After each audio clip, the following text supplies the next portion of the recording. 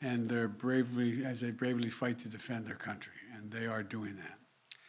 And as Putin continues his merciless assault, the United States and our allies and partners continue to work in lockstep to ramp up the economic pressures on Putin and to further isolate Russia on the global stage. Later today, together with other NATO allies in the G7, Canada, France, Germany, Italy, Japan, the United Kingdom, as well as the European Union, we're going to jointly announce several new steps to squeeze Putin and hold him even more accountable for his aggression against Ukraine. And I want to speak to a few of those points today. First, each of our nations is going to take steps to deny most favored nation status to Russia. Now, most favored nation status designation means two countries have agreed to trade with each other under the best possible terms: low tariffs, few barriers of trade, and the highest possible imports allowed. In the United States, we call this permanent normal trade relations, PNTR, but it's the same thing. Revoking PNTR for Russia is going to make it harder for Russia to do business with the United States, and doing it in unison with other nations that make up half of the global economy will be another crushing blow to the Russian economy. It's already suffering very badly from our sanctions. And I want to thank Speaker Pelosi, Leader McCarthy, Leaders Schumer and McConnell, and Senators Wyden and Crapo, Representatives Neal and Brady, for their bipartisan leadership on this in the Congress. I would like to offer a special thanks to Speaker Pelosi, who's been a strong advocate for revoking PNTR and who agreed to hold off on that in the House until I could line up all of our key allies to keep us in complete unison. Unity among our allies is critically important, as you all know, from my perspective at least. Many issues divide us in Washington, but standing for democracy in Ukraine, pushing Russia's aggression, should not be one of those issues. The free world is coming together to confront Putin. Our two parties here at home are leading the way. And with that bipartisan cooperation, I'm looking forward to signing into law the bill revoking PNTR, which is, again, most people think of it as most favored nation status. We're also taking a further step of banning imports of goods from several signature sectors of the Russian economy, including seafoods, vodka, and diamonds. And we're going to continue to squeeze Putin. The G7 will seek to deny Russia the ability to borrow from leading multinational institutions, such as the International Monetary Fund and the World Bank. Putin is an aggressor. He is the aggressor, and Putin must pay the price. He cannot pursue a war that threatens the very foundations, which he's doing, the very foundations of international peace and stability, and then ask for financial help from the international community. The G7 is also stepping up pressure on corrupt Russian billionaires. We're adding new names to the list of oligarchs and their families that we're targeting. And we're increasing coordination among the G7 countries to target and capture their ill-begotten gains. They support Putin. They steal from the Russian people, and they seek to hide their money in our countries. They're part of that kleptocracy that exists in Moscow, and they must share in the pain of these sanctions.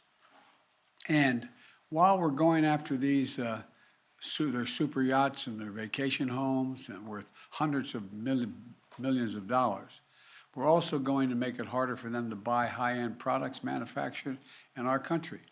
We're banning the export of luxury goods to Russia.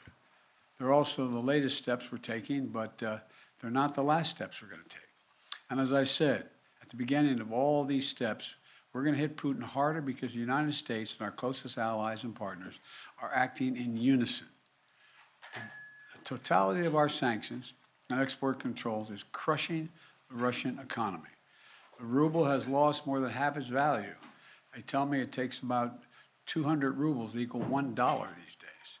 Moscow Stock Exchange has been closed for 2 weeks because they know the moment it opens, it will probably collapse. Credit rating agencies has downgraded Russia's government to junk status, its economy to junk status. The list of businesses, international corporations leaving Russia is growing by the day. We're also continuing to close corporations with allies and partners to make sure that the close cooperation we continue to have, the Ukrainian people are able to defend their own nation. The United States has sent more than $1 billion in security assistance to Ukraine over the last year, including anti-armor and anti-air capabilities, taking out tanks and planes and helicopters, with new shipments arriving every day. We, the United States, are also facilitating significant shipments of security assistance from our allies and partners to Ukraine. And the humanitarian front, we're working closely with the UN and humanitarian organizations to support the people of Ukraine who have been displaced by the violence in Ukraine.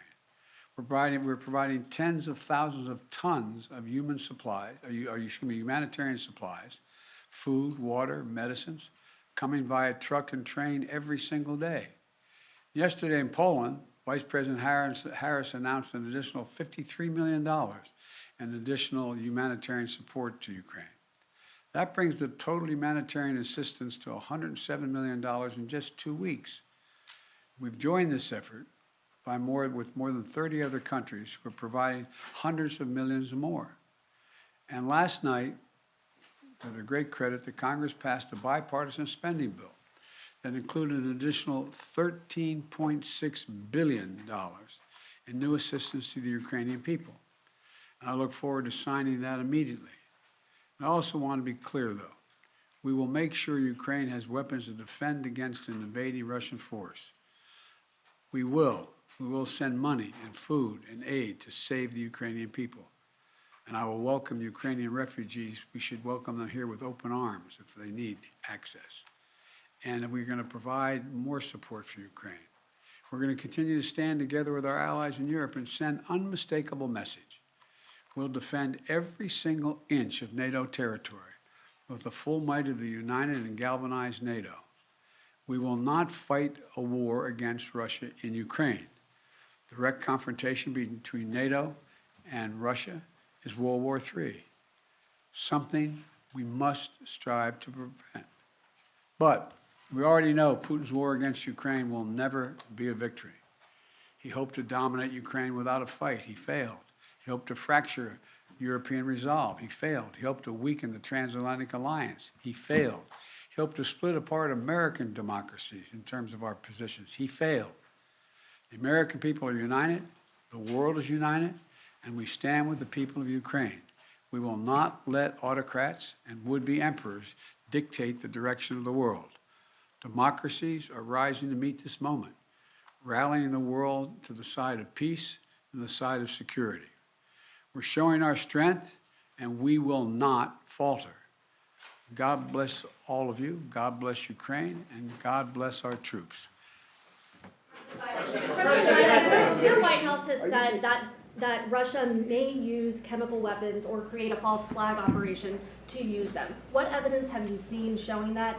And would the U.S. have a military response if Putin does launch a chemical weapons attack? I'm not going to speak about the intelligence, but Russia would pay a severe price if they use chemicals. Mr. President. Extending the federal gas tax? Will this make Putin stop his war?